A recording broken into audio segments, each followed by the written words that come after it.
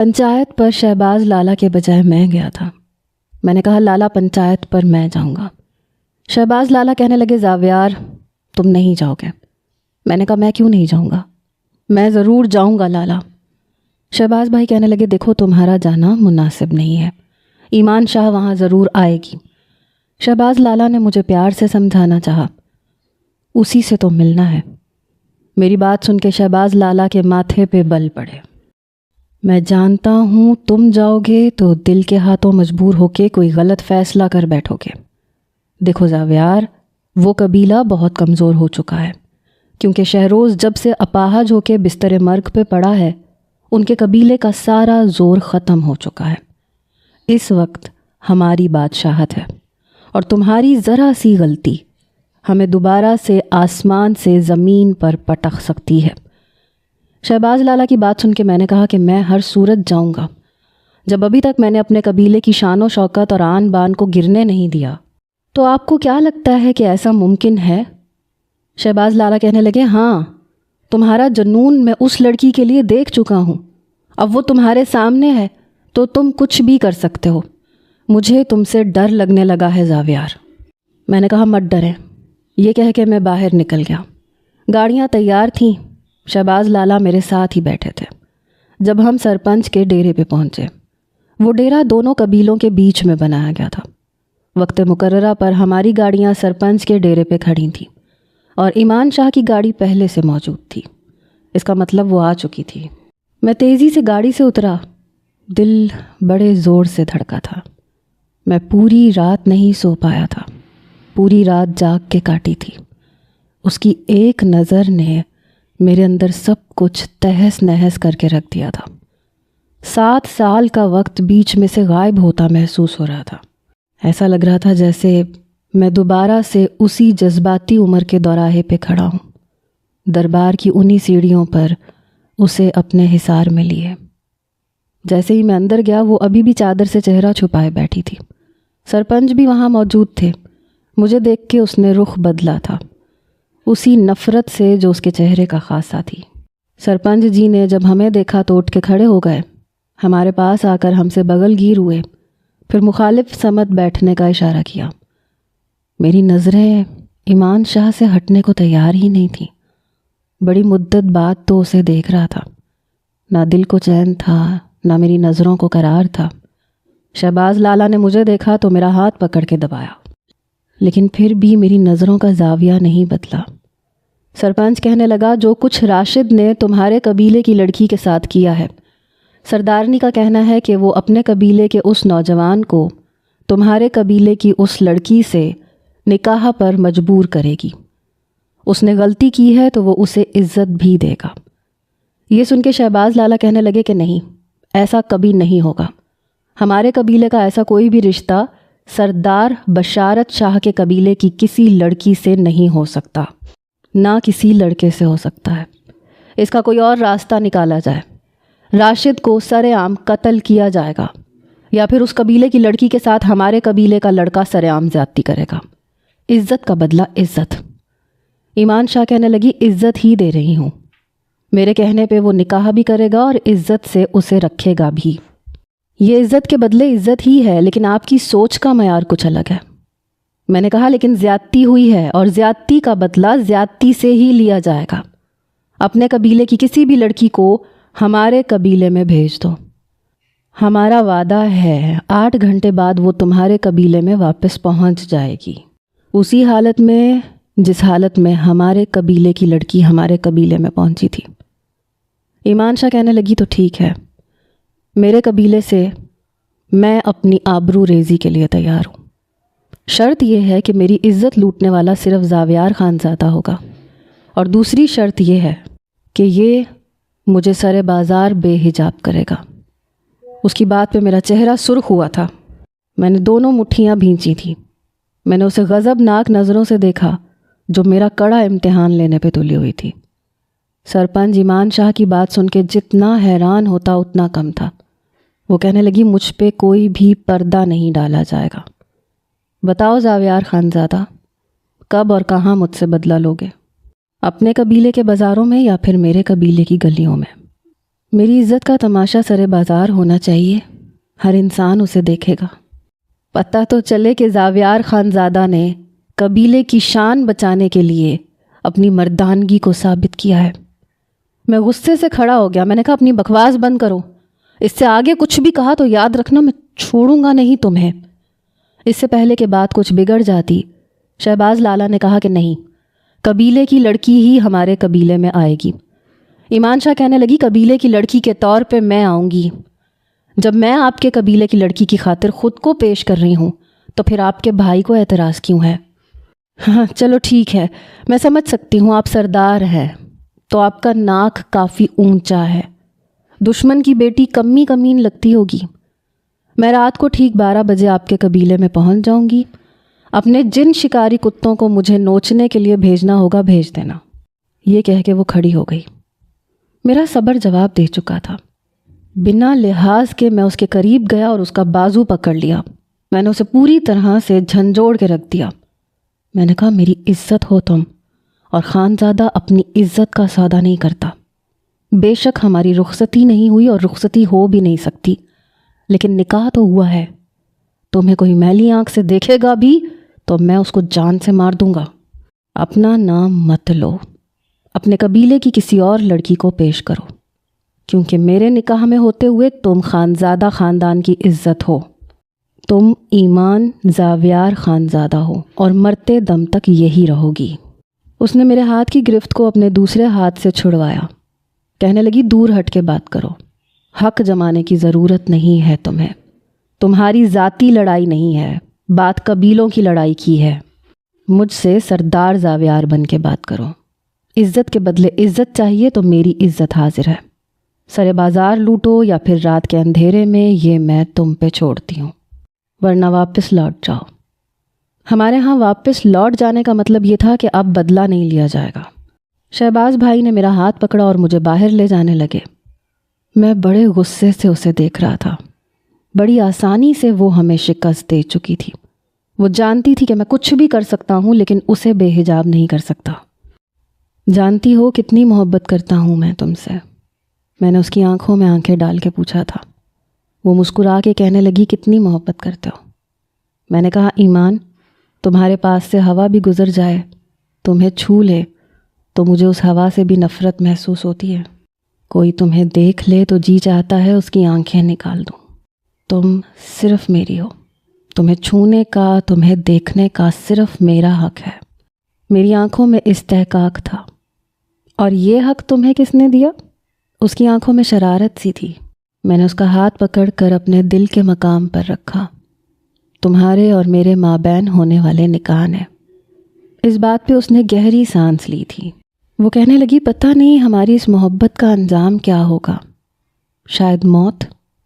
میں نے کہا نہیں، رخصتی۔ میرے پاس آ کے وہ ہنسی تھی۔ کہنے لگی اتنی ہمت ہے تم میں کہ میرے قبیلے میں بارات لے کے آؤ۔ میں نے کہا ہمت کی بات مت کرو، ہمت بہت ہے مجھ میں، بس یہ بتاؤ کہ تم میرا ساتھ دو گی۔ وہ کہنے لگی ابھی بھی یہ پوچھ رہے ہو؟ یہ کہتے ہوئے اس نے میرے کندھے پہ مکہ مارا تھا۔ وہ اپنی ناراضگی دکھانے لگی، پھر کہنے لگی تم کیا مجھ پہ اور میری محبت پہ شک کر رہے ہو زاویار؟ میں تمہاری جان لے لوں گی۔ منہ پھلا کے اس نے یہ بات کہی تھی۔ میں نے کہا جان تو تم لے ہی چکی ہو، تمہاری پہلی نظر میری جان لے چکی تھی۔ وہ کہنے لگی کل سے یونیورسٹی بند ہو جائے گی، ہمیں اپنے اپنے قبیلے میں جانا پڑے گا۔ مجھے بہت ڈر لگ رہا ہے۔ اس نے میرا ہاتھ بڑی مضبوطی سے پکڑا تھا۔ اس کی آنکھوں میں خوف تھا۔ میں نے کہا کچھ بھی نہیں ہوگا، بس گھر جاتے ہی میں بابا سے کہوں گا کہ اس لڑائی کو ختم کریں، پھر بابا تمہارے باپ سے رشتہ مانگنے کے لیے آئیں گے۔ ایمان، تم بس انہیں ایک بار یہ کہہ دینا کہ تم مجھ سے نکاح کر چکی ہو، بس ایک بار، اور پھر باقی سب میں سنبھال لوں گا۔ دیکھو بس اس ایک وقت میں ڈرنا مت۔ اس کے چہرے پہ خوف تھا لیکن پھر بھی اس بات میں سر ہلا رہی تھی۔ میں نے اس کے ہاتھ سے اپنا ہاتھ چھڑوایا۔ وہ کہنے لگی زاویار تم آؤ گے نا ساتھ؟ آنکھوں میں خوف تھا، بچھڑ جانے کے آنسو جھلملا رہے تھے۔ میں نے کہا ہاں کیوں نہیں آؤں گا، میں ضرور آؤں گا۔ میں نے کہا چلو تمہیں تمہارے ہاسٹل چھوڑ دیتا ہوں۔ وہ کہنے لگی بس 5 منٹ اور۔ میں نے کہا ایمان دیر ہو گئی ہے، وہ کہنے لگی پتہ نہیں کیوں مجھے ڈر لگ رہا ہے، ایسا لگ رہا ہے جیسے آج کے بعد میں تمہیں کبھی دیکھ نہیں پاؤں گی۔ میں نے کہا کیوں؟ میری محبت پہ یقین نہیں ہے، بھروسہ نہیں ہے؟ وہ کہنے لگی بھروسہ ہی تو ہے، تبھی تو اتنا بڑا قدم اٹھایا ہے۔ میں نے کہا اگر بھروسہ کیا ہے تو پھر یقین بھی رکھو، میں ضرور آؤں گا۔ اپنا ہاتھ میں نے اس کے ہاتھ سے چھڑوایا، اسے ہاسٹل تک چھوڑا۔ سردیوں کی راتیں تھیں، اس لیے میں نے اپنی شال اتار کے لپیٹ لی اچھے طریقے سے۔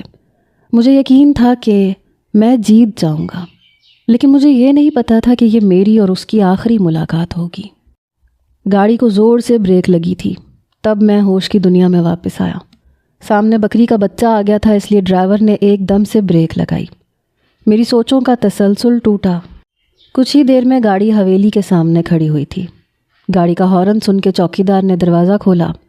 جیسے ہی گاڑی پورچ میں کھڑی ہوئی تو شہباز لالا کہنے لگے مجھے تم سے کچھ کہنا ہے۔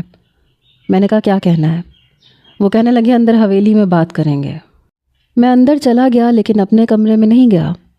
شہباز لالا کہنے لگے دیکھو وہ جانتی ہے کہ تم کبھی ایسا کچھ نہیں کر سکتے، اسی لیے وہ تمہارے سامنے ایسی شرط رکھ رہی ہے، اور یہی وہ وقت ہے جب تم قبیلے کی عزت قائم رکھ سکتے ہو۔ اسے بتا دو کہ تمہارے نزدیک قبیلے کی لڑکی کی کیا اہمیت ہے۔ شہباز لالا کی بات کا مطلب میں سمجھ گیا تھا اور میرا بس نہیں چل رہا تھا کہ میں کیا نہ کر گزروں۔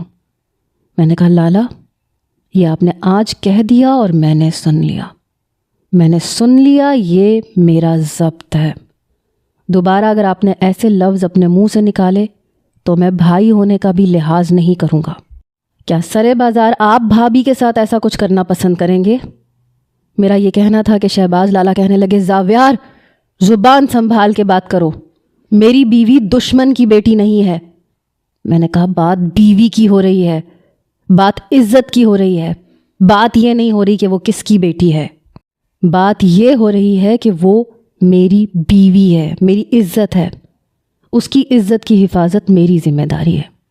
میں نے تو کبھی اپنے قبیلے کی کسی لڑکی کو میلی آنکھ سے نہیں دیکھا، میں ان سے بھی عزت اور احترام سے بات کرتا ہوں، انہیں بھی اپنی عزت سمجھتا ہوں، تو وہ تو پھر ایمان ہے۔ یہ کہہ کے میں اپنے کمرے میں آ گیا تھا۔ قبائلی لڑائی اور نفرتوں میں محبت کا انجام فنا ہونا ہی لکھا ہوتا ہے، لیکن پھر بھی محبت ہو جاتی ہے، پتہ نہیں کیوں۔ جب مجھے یہ پتہ چلا کہ ایمان شہروز شاہ کی بہن ہے تو میں بے حد پریشان ہوا تھا۔ میں نے اسے دیکھنا تک چھوڑ دیا تھا، کیونکہ میں جانتا تھا کہ ایسی محبت کا انجام کبھی بھی ملنا نہیں ہوتا، اور اس کے باپ اور بھائی نے ہمیں بہت نقصان پہنچائے تھے۔ اس دن مجھے ٹھیک سے کوئی کلاس نہیں لی گئی۔ میں جلد ہی ہاسٹل واپس آ چکا تھا۔ میں بے حد الجھا ہوا تھا۔ بار بار دل میں یہ خیال آنے لگا کہ کاش وہ ہمارے قبیلے کے کسی کسان کی ہی بیٹی ہوتی، مگر دشمن قبیلے سے نہ ہوتی، لیکن وہ سردار بشارت شاہ کی بیٹی تھی۔ میں پیچھے ہٹ چکا تھا، اپنی آنکھوں سے اس کے خواب نوچ کے پھینک چکا تھا، لیکن دل پہ میرا اختیار ہی نہیں تھا۔ بہرحال میں نے اسے دیکھنا چھوڑ دیا تھا۔ وقت آگے بڑھنے لگا، پہلا سیمسٹر ختم ہو چکا تھا۔ میں اپنے قبیلے میں آ گیا۔ میرے دوستوں نے مل کے شکار کا پروگرام بنایا۔ ہم سب لوگ شکار پہ گئے۔ رات ہم نے جنگل میں ہی گزارنی تھی۔ ہم نے کیمپ لگائے ہوئے تھے۔ میرے سارے دوست بیئر پی کر اپنے اپنے خیموں میں جا چکے تھے۔ مجھے نیند نہیں آ رہی تھی۔ میں باہر ہی لکڑیوں پہ لگی آگ کے سامنے بیٹھا تھا۔ مجھے شراب پینے کی عادت نہیں تھی اور نہ ہی میں نے کبھی پی تھی۔ مجھے ایسے لگا جیسے آس پاس کوئی بھاگ رہا ہے، کسی کے قدموں کی چاپ مجھے سنائی دی۔ میں نے فوراً سے آگ بجھا دی تاکہ گھپ اندھیرا ہو جائے اور کوئی جانور ہم تک نہ پہنچے، لیکن پھر مجھے ایسے لگا جیسے گھنے درختوں کے بیچ کوئی سسکیوں سے رو رہا ہے۔ سسکیاں کسی لڑکی کی تھیں۔ یہ سن کے میں چونکا تھا۔ میں نے اپنے خیمے میں جا کے اپنی ٹارچ لائٹ لی اور جنگل میں چلا گیا۔ میرے پاس پسٹل بھی موجود تھی۔ میں ان سسکیوں کا تعاقب کرنے لگا۔ جبھی مجھے چند مردوں کے سائے بھی محسوس ہوئے، پھر ٹارچ کی روشنیاں دکھائی دیں۔ میں کچھ گھبرا گیا، میں نے اپنی ٹارچ لائٹ بند کر دی۔ پھر مجھے سرگوشیاں سنائی دیں۔ وہ لڑکی یہیں کہیں چھپی ہے، جلدی سے اسے ڈھونڈو، بچ کے نہ جانے پائے۔ میں ان لوگوں کی باتوں سے اندازہ لگا چکا تھا کہ وہ کسی لڑکی کے پیچھے پڑے ہیں اور وہ لڑکی ان سے چھپنے کی کوشش کر رہی ہے، لیکن لڑکی کی سسکیاں اب بند ہو چکی تھیں۔ شاید وہ لڑکی اپنے منہ پہ ہاتھ رکھ چکی تھی تاکہ پکڑی نہ جائے۔ میں نے اپنے جوتے اتار دیے تاکہ میرے چلنے سے آواز پیدا نہ ہو سکے۔ اپنی پسٹل میں نے ہاتھ میں پکڑ لی اور آگے چلنے لگا۔ مجھے ایک درخت کے پیچھے ایک دوپٹہ سا لہراتا ہوا نظر آیا۔ میں فوراً سے اس درخت کے پاس پہنچ گیا۔ وہ لڑکی اسی درخت کے دوسری جانب چھپی ہوئی تھی۔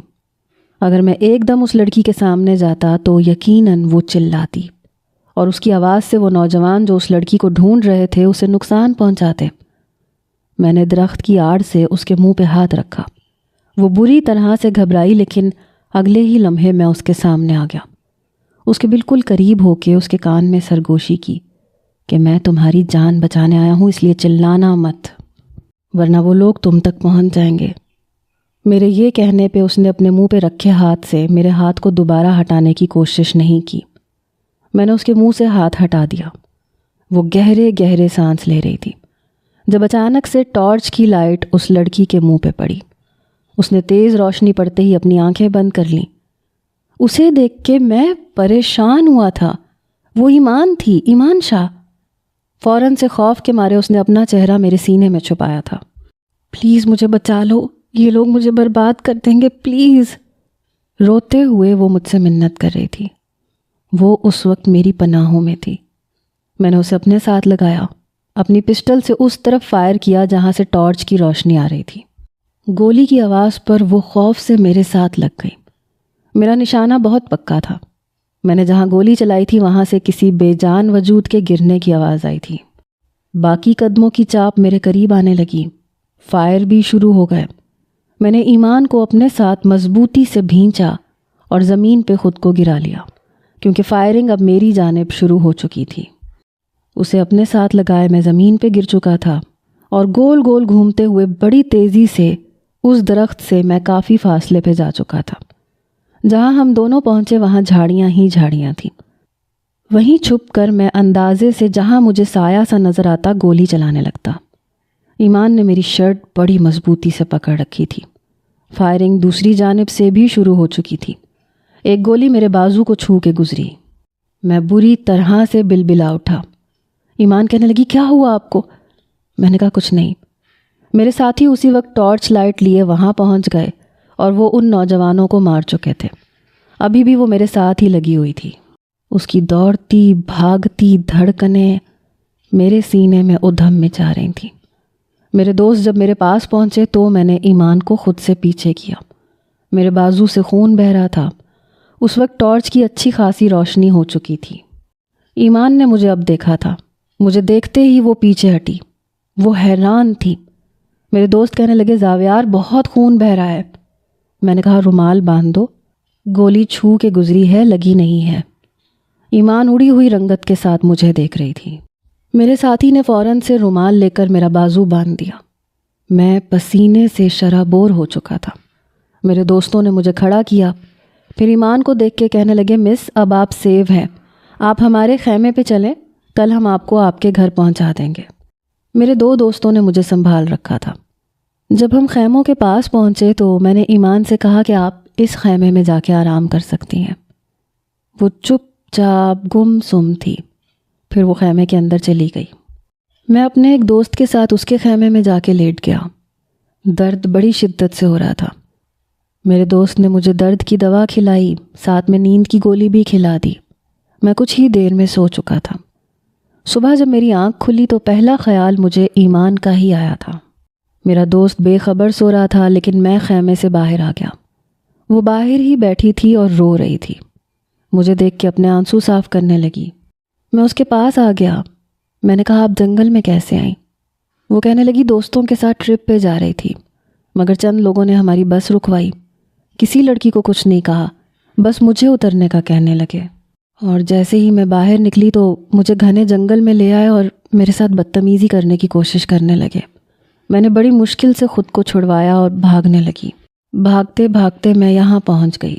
پھر کہنے لگی، آپ کا بہت شکریہ زاویار، تھینکس۔ میں نے کہا کوئی بات نہیں۔ میرے دوست اٹھ جائیں تو میں آپ کو آپ کے قبیلے میں حفاظت سے پہنچا دوں گا۔ میری بات سن کے وہ کہنے لگی آپ نے شاید انجانے میں میری مدد کر دی، اگر آپ کو علم ہوتا کہ میں کون ہوں تو شاید آپ میرے لیے گولی نہ کھاتے۔ وہ شاید مجھے جانتی تھی اور وہ یہ بھی جانتی تھی کہ میں اس کے دشمن قبیلے کے سردار کا بیٹا ہوں۔ میں نے کہا پہلے تو نہیں جانتا تھا، لیکن گولی کھانے سے پہلے میں آپ کو دیکھ چکا تھا، اگر مجھے پہلے بھی معلوم ہوتا تو میں تب بھی یہی کرتا۔ میری بات پہ اس نے حیرت بھری نظروں سے مجھے دیکھا تھا۔ کہنے لگی یہ جانتے ہوئے بھی کہ میں کون ہوں؟ میں نے کہا ہاں، یہ جانتے ہوئے بھی کہ آپ بشارت شاہ کی بیٹی ہیں۔ میری بات سن کے وہ چپ سی ہو گئی، پھر کہنے لگی ایم سو سوری زاویار۔ میں نے کہا سوری فار واٹ؟ وہ کہنے لگی پہلی 2 ملاقاتوں میں نے آپ سے بہت بدتمیزی سے بات کی تھی، کیونکہ میں جانتی تھی کہ آپ کون ہیں۔ میں نے شہروز بھائی سے آپ کو لڑتے جھگڑتے دیکھا تھا۔ میں نے کہا کوئی بات نہیں، بہرحال اس وقت میں نہیں جانتا تھا کہ آپ شہروز کی بہن ہیں، ورنہ میں نے بات ادھوری چھوڑ دی۔ کہنے لگی ورنہ کیا؟ مجھے ٹرین میں چڑھنے میں مدد نہیں کرتے؟ اس نے بڑی معصومیت سے پوچھا تھا۔ میں نے کہا نہیں، وہ میں کر دیتا۔ کہنے لگی پھر؟ اب میں اسے کیا بتاتا کہ اگر پہلے جانتا ہوتا تو اپنا دل نہ دے بیٹھتا۔ میں نے کہا کچھ نہیں۔ وہ کہنے لگی آپ کے دوست کب اٹھیں گے؟ مجھے اپنے گھر جانا ہے، سب پریشان ہو رہے ہوں گے۔ کچھ ہی دیر میں میرے دوست بھی اٹھ گئے تھے۔ ایمان میری ہی جیپ میں بیٹھی تھی، لیکن جب میری جیپ اس کے قبیلے کے قریب پہنچی تو میں نے جیپ رکوا دی اور میں خود نیچے اتر گیا۔ میں نے کہا عامر، آپ انہیں حویلی کے اندر تک باحفاظت پہنچا دینا۔ میری بات سن کے ایمان کہنے لگی آپ نہیں جائیں گے؟ میں نے کہا اگر میں گیا تو آپ کا بھائی مجھے گولیوں سے بھون دے گا اور وجہ بھی جاننے کی کوشش نہیں کرے گا۔ میری بات سن کے وہ چپ ہوئی تھی۔ بہرحال جیپ آگے بڑھ چکی تھی۔ میں واپس اپنی حویلی چلا گیا، جہاں شہباز لالا کچھ لوگوں پر چلا رہے تھے۔ کیسے نکل گئی وہ لڑکی ہاتھ سے؟ کہاں نکل گئی؟ کہا تھا نا اسے پکڑ کے لے کے آنا۔ سامنے کھڑے ہمارے غلام سر جھکائے شہباز لالا کے سامنے کسی مجرم کی طرح کھڑے تھے۔ ان میں سے ایک کہنے لگا وہ جنگل میں بھاگ گئی تھی، ہمارے چند لوگ اس کے پیچھے گئے تھے لیکن مارے گئے۔ یہ سن کر میں کچھ ٹھٹکا تھا۔ مجھے دیکھ کے شہباز لالا کہنے لگے کیسا رہا تمہارا شکار کا ٹرپ؟ میں نے کہا بہت اچھا۔ یہ کہہ کے میں صوفے پہ بیٹھ گیا۔ شہباز لالا پھر دوبارہ سے انہی لوگوں کی طرف متوجہ ہو گئے۔ وہ کہنے لگے ایک کام ٹھیک سے نہیں ہوتا تم لوگوں سے، دفع ہو جاؤ یہاں سے۔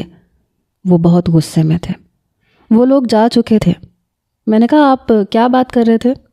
وہ کہنے لگے کچھ نہیں، ایک نادر موقع ملا تھا، ان کمینوں نے گنوا دیا۔ میں نے کہا کون سا نادر موقع؟ وہ کہنے لگے شہروز کی بہن کو اپنے قبضے میں کرنے کا۔ میں نے کہا بھائی میں سمجھا نہیں۔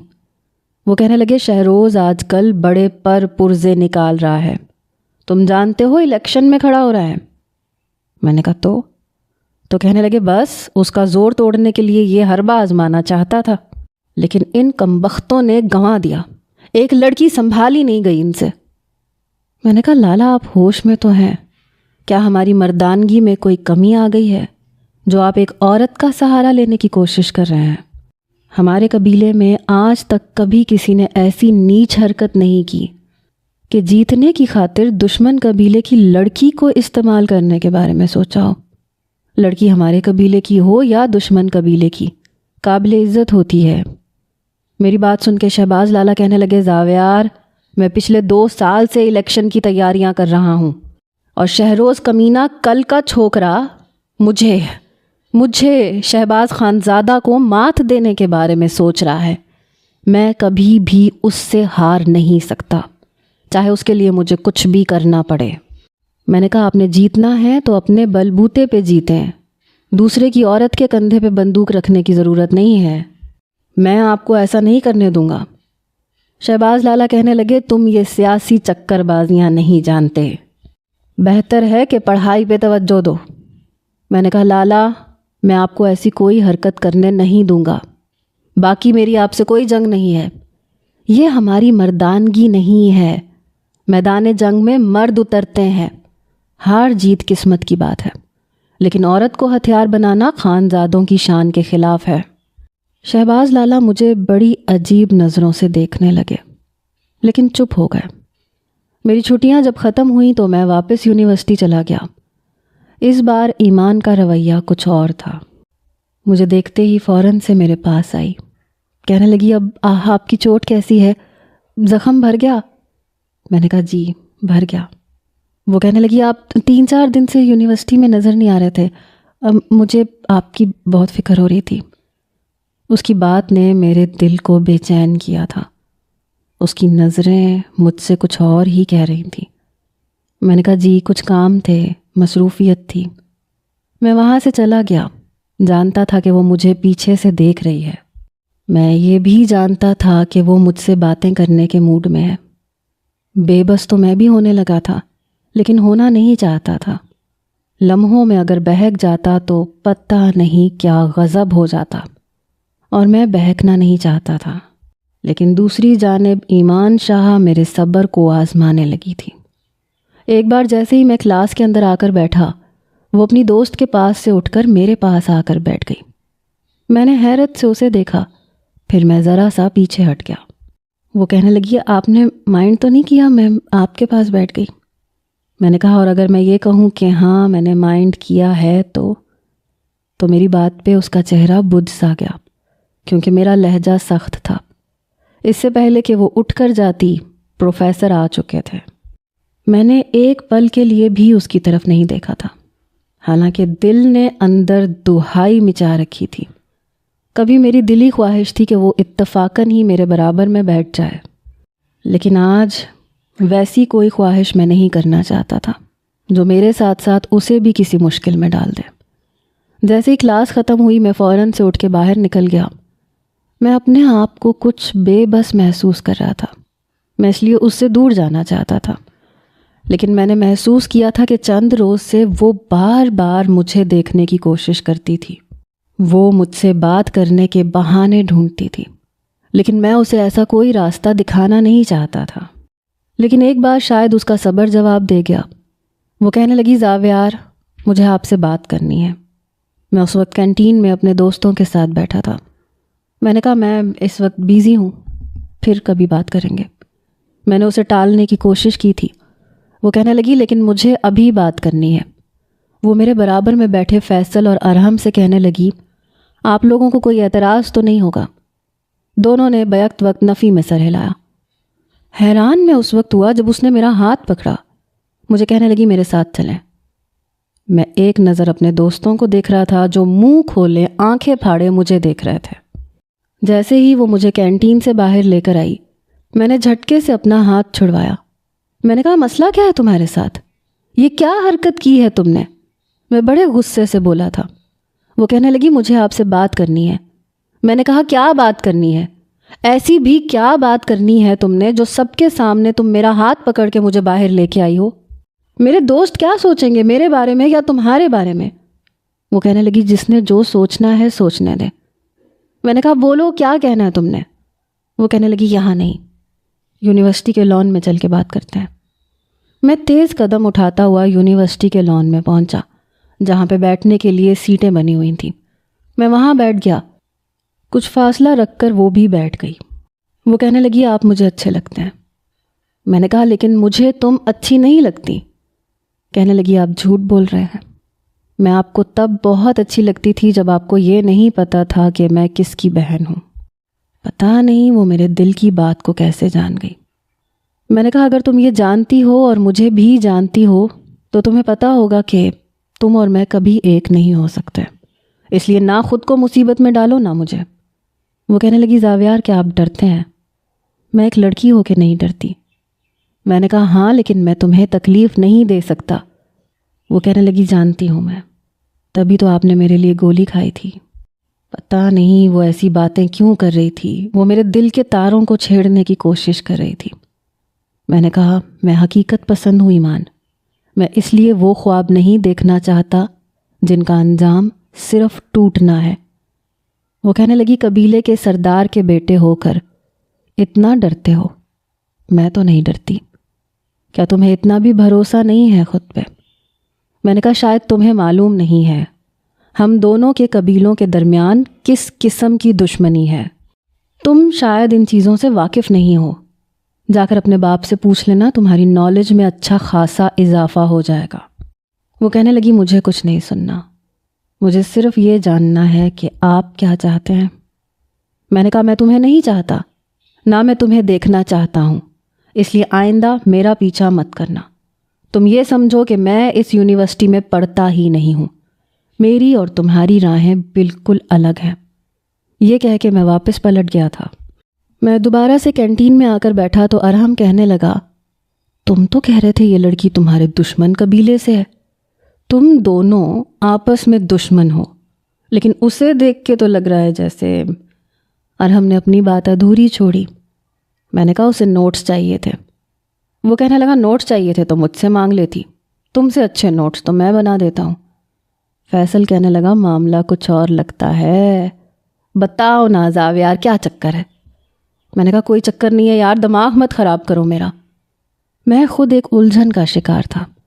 ایک طرف میرا دل قبیلے کے اصولوں کو ماننے کو تیار نہیں تھا، دوسری طرف میں اس معصوم سی لڑکی کو کسی مصیبت میں نہیں ڈالنا چاہتا تھا۔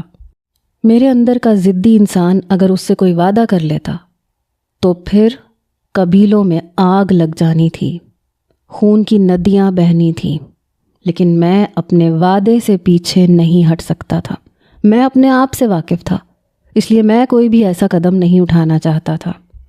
جو چال ایمان نے چلی وہ میں سوچ بھی نہیں سکتا تھا۔ ہماری کلاس کے سب سے زیادہ آوارہ اور بدمعاش قسم کے لڑکے کے ساتھ اس نے دوستی کر لی۔ اسے نعمان ملک کے ساتھ دیکھ کے میرے ہوش اڑے تھے۔ وہ لڑکا اچھے کردار کا مالک نہیں تھا۔ پہلے پہل تو مجھے یہ سب ایک اتفاق لگا کہ شاید کلاس فیلوز ہونے کے ناطے کچھ بات چیت کر رہے ہیں، لیکن پھر میں نے انہیں ایک ہی کینٹین میں ایک ساتھ کھاتے پیتے دیکھا، ایک ساتھ یونیورسٹی میں بیٹھے باتیں کرتے دیکھا۔ پتہ نہیں کیوں مجھ سے رہا نہیں گیا۔ ایک بار میں لائبریری میں گیا، مجھے کچھ نوٹس چاہیے تھے، کچھ بکس ایشو کروانی تھی، تو وہاں میں نے ایمان کو بیٹھ کے نوٹس بناتے ہوئے دیکھا۔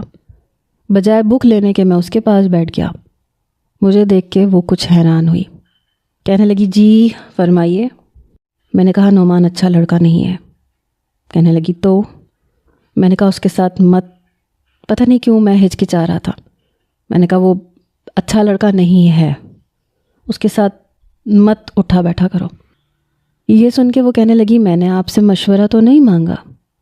میں نے کہا تمہیں میری بات سمجھ میں آ رہی ہے ایمان؟ میں تمہیں اس کے ساتھ آج کے بعد نہ دیکھوں۔ وہ کہنے لگی میں تو بیٹھوں گی، آپ کو تکلیف کیوں ہو رہی ہے؟ میں نے کہا تمہیں شرافت کی زبان سمجھ میں نہیں آتی، وہ اچھے کردار کا لڑکا نہیں ہے، تمہیں یہ بات سمجھ میں نہیں آتی؟ وہ کہنے لگی آپ کو بھی تو سمجھ میں نہیں آتی، آپ کو بھی تو یہ بات سمجھ میں نہیں آتی کہ میں آپ سے محبت کرنے لگی ہوں، یا شاید آپ سمجھنا ہی نہیں چاہتے۔ اگر آپ سمجھنا نہیں چاہتے تو پھر میں کیوں آپ کی بات کو سمجھوں؟ میرا جو دل چاہے گا میں کروں گی۔ ایک لڑکی ہوتے ہوئے اس نے اظہار محبت کیا تھا۔ میں نے کہا کیا چاہتی ہو تم؟ دونوں قبیلوں کے درمیان طوفان کھڑا ہو جائے، آگ لگ جائے، بتاؤ مجھے کیا چاہتی ہو تم؟ وہ کہنے لگی میں صرف آپ کو چاہتی ہوں۔ میں نے کہا میں تم سے محبت نہیں کرتا، میں تم سے محبت کرنا افورڈ ہی نہیں کر سکتا۔ وہ کہنے لگی تو ٹھیک ہے، پھر مجھ پہ حکم بھی مت چلاؤ۔ نعمان کے ساتھ گھومنے پھرنے والی لڑکی میں اکیلی نہیں ہوں، اور بھی بہت ہیں، آپ کو صرف میری تکلیف کیوں ہے؟ میں نے کہا میرا کام تمہیں سمجھانا تھا، باقی تمہاری مرضی ہے، اپنا اچھا برا تم اچھے طریقے سے جانتی ہو۔ یہ کہہ کے میں اٹھ کے چلا گیا، لیکن میں نہیں جانتا تھا کہ وہ پاگل لڑکی مجھے جیلس کروانے کے چکر میں۔ السلام علیکم جی۔ تو ریڈرز، ابھی تک کی سٹوری آپ کو کیسی لگی؟